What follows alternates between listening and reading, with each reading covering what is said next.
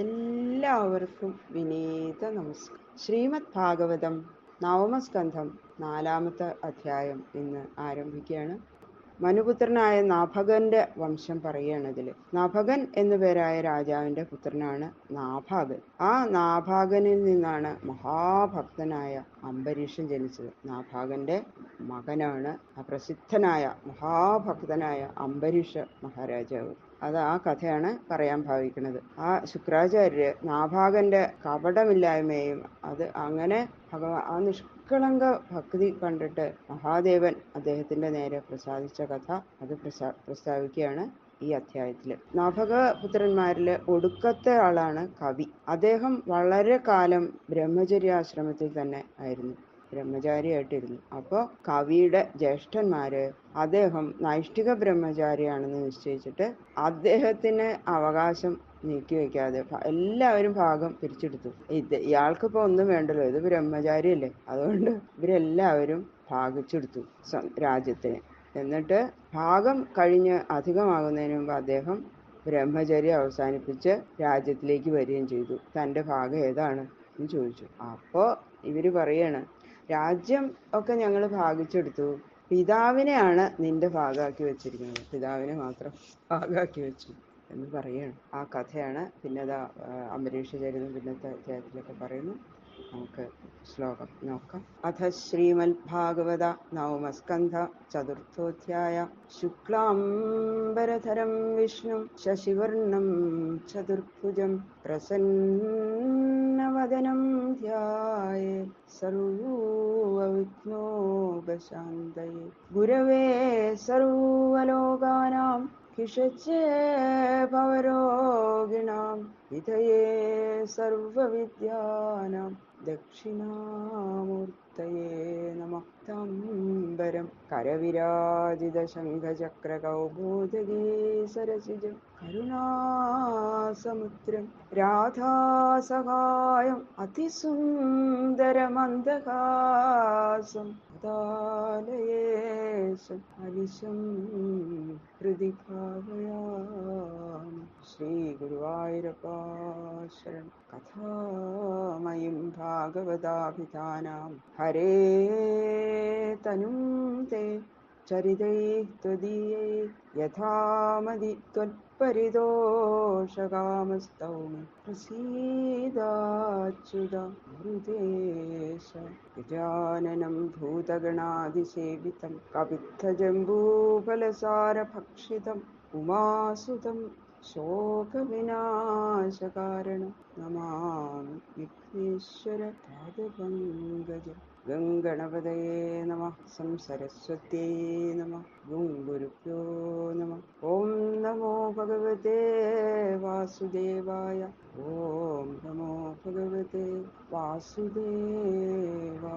ശ്രീശുക ഉവാച. നാഭാഗോ നഭഗാപത്യം യം താതം ഭ്രാതരകവിം യവിഷ്ഠം വിഭജന്തായം ബ്രഹ്മചാരിണമാഗതം. അപ്പൊ ശ്രീശുക ബ്രഹ്മർഷി പറയാണ് മനുപുത്രനായ നാഭാഗന്റെ കഥ അങ്ങനെ വിസ്തരിച്ചു പറയണു. നമ്മൾ നേരത്തെ പറഞ്ഞല്ലോ, നാഭകൻ എന്നു പേരായിട്ടുള്ള രാജാവിന്റെ പുത്രൻ നാഭാഗൻ, നാഭാഗന്റെ മകൻ അംബരീഷൻ. അപ്പൊ പിതാവിനെ അങ്ങനെ ഭാഗാക്കി വെച്ചു എന്ന് പറയാണ് നാഭാഗന്. ബാക്കിയുള്ളതൊക്കെ ജ്യേഷ്ഠന്മാര് എടുത്തു. കവിക്ക് പിതാവിനെ കൊടുക്കണം. ഭ്രാതരോ ഭാങ്ക്ത കിം മഹ്യം ഭജാമ പിതരം തവ ത്വാം മമാരാസ്തദാ ഭാങ്ക്ഷുർ മാ പുത്രക തദാ ധൃതാഃ. ഭ്രാതര, ഹേ ഭ്രാതാക്കളെ, മഹ്യം കിം അഭാങ്ക്തം, എനിക്ക് എന്തിനെ ഭാഗിച്ചു, തവ നിനക്ക്, പിതരം പിതാവിനെ, ഭജാമ വിഭജിക്കുന്നു, താതാ ഹേ താതാ, ത്വാം അങ്ങയെ, ആര്യാഹ ആര്യന്മാർ, മമ എനിക്ക്, അഭാങ്ക്ഷു ഭാഗിച്ചു, പുത്രക ഹേ പുത്ര, തത് മാ ആദ്യഥ അതിനെ നീ ആദരിക്കരുത്.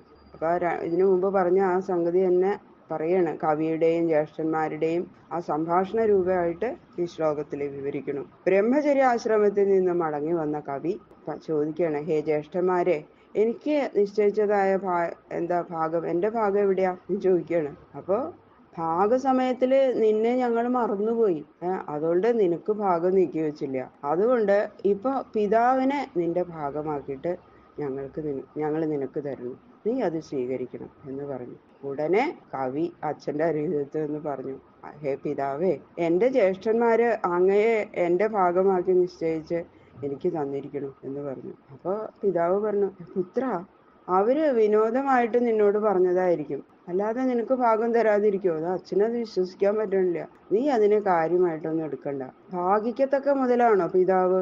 ഭാഗ്യക്കത്തക്ക മുതലെന്ന പോലെ അനുഭവയോഗ്യമായ ഒരു പദാർത്ഥമൊന്നും അല്ലല്ലോ ഞാൻ എന്ന് ആണ് അച്ഛൻ പറയുക. ഇമേ അങ്കിരസത്രം ആസദേദ്യ സുമേധസ ഷഷ്ഠം ഷഷ്ഠമുപേത്യാഹ കവേ മുഹ്യന്തി കർമ്മണി. ഇമേ അങ്കിരസ, അങ്കിരസിന്റെ കുലത്തിൽ ജനിച്ച ഇവര് അദ്യ സത്രം ആസതേ, ഇപ്പോ സത്രം നടത്തുന്നു. കവേ, ഹേ കവേ, തേ സുമേധസ അപി, അവർ അതിബുദ്ധിമാന്മാരാണെങ്കിലും ഷഷ്ഠം ഷഷ്ഠം അഹ ഉപേത്യ, ആറാമത്തെ ദിവസം പ്രാപിച്ചിട്ട് കർമ്മണി മുഹ്യന്തി, കർമ്മത്തിലെ മോഹിക്കണം. നിന്റെ ഉപജീവനാർഹമായ പദാർത്ഥമല്ല ഞാൻ എന്നാ, അങ്ങനെയൊക്കെ ആണെങ്കിലും നിന്റെ ഭാഗമാക്കിയിട്ട് അവരെന്നെ സങ്കല്പിച്ചുല്ലോ. അതുകൊണ്ട് നിനക്ക് ഉപജീവന മാർഗത്തെ ഞാൻ ഉപദേശിക്കാം. നിനക്ക് എന്തായാലും ഇപ്പോ ഞാൻ മാത്രമാണല്ലോ ഭാഗമാക്കിയിട്ട് അവര് നിശ്ചയിച്ചിരിക്കുന്നത്. രാജ്യമൊക്കെ അവരെടുത്തില്ല. അപ്പൊ നിനക്ക് ഉപജീവനം വേണ്ടേ? അതിന് വേണ്ട മാർഗത്തെ ഞാൻ ഉപദേശിക്കാം എന്ന് പറഞ്ഞിട്ട് അച്ഛൻ പറയാണ്, ഹേ കവേ, നിനക്ക് വേദം നന്നായിട്ട് അറിയാലോ. ഇതാ അരികത്തൊരു സ്ഥലത്ത് അങ്കിരസിന്റെ ഗോത്രത്തിൽ ഉത്ഭവിച്ച മഹാന്മാരായ ബ്രാഹ്മണര് ദ്വാദശാഹം എന്ന് പറയപ്പെടുന്ന സത്രം അനുഷ്ഠിച്ചു വരുന്നു. അഭിപ്ലവ ഷഡഹോ ഭവതി, പൃഷ്ടവ്യ ഷഡഹോ ഭവതി എന്നിങ്ങനെ 6 ദിവസങ്ങളിൽ ആവർത്തിക്കേണ്ടുന്ന കർമ്മങ്ങൾ നടത്തണം. ഇങ്ങനെ ആവർത്തിക്കപ്പെടുമ്പോൾ 6ാമത്തെ ദിവസങ്ങളിൽ ആവർത്തിക്കേണ്ട സൂക്ത വിശേഷങ്ങൾ അറിയാത്തത് കൊണ്ട് അവർക്കത് അറിയില്ല, ആ സൂത്രങ്ങളൊന്നും. അതുകൊണ്ട് അവർ ബുദ്ധിമാന്മാരായിരുന്നിട്ടും ആ കർമ്മം അനുഷ്ഠിക്കുന്നതിൽ അവർക്ക് മോഹം ജനിക്കുന്നു. എങ്ങനെയാണ് അനുഷ്ഠിക്കേണ്ടതെന്നുള്ള തീർച്ചയുണ്ടാവാതെ എങ്ങനെ അത് ചെയ്യേണ്ടതെന്ന് അവർക്ക് അറിയില്ല. അതുകൊണ്ട് നീ അവിടെ ചെന്ന് അവരെ സഹായിക്കണം എന്ന് പറയാണ്. താം സ്ത്വം സംശയ സൂക്തേ ദ്വേ വൈശ്വേ ദേവേ മഹാത്മന തേ സ്വർയന്തോ ധനം സത്ര പരിശേഷിതമാത്മന.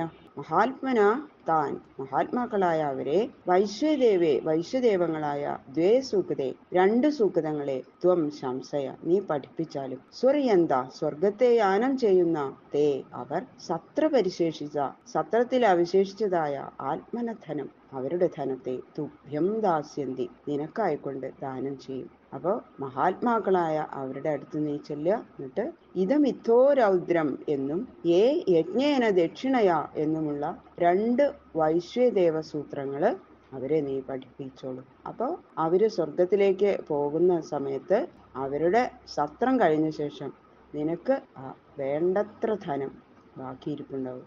അവർ നിനക്ക് ദക്ഷിണയായിട്ട് ആ ധനമെല്ലാം തരും എന്ന് പിതാവ് കവിയോട് പറയുന്നു. ബാക്കിയുള്ള ശ്ലോകങ്ങൾ നമുക്ക് നാളെ നോക്കാം.